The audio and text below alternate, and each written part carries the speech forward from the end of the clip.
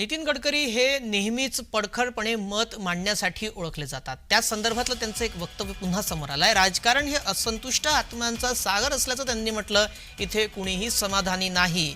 केंद्रीय मंत्री नितीन गडकरींचं हे वक्तव्य समोर आलंय।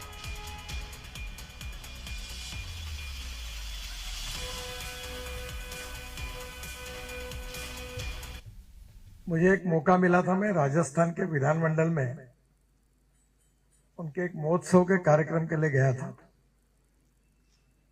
तो मैंने ऐसे ही बोलते बोलते अचानक बोल दिया था कि राजनीति है अतृप्त आत्माओं का महासागर। तो लोग हंसने लगे। तो मैंने बोला यहाँ हर आदमी दुखी है।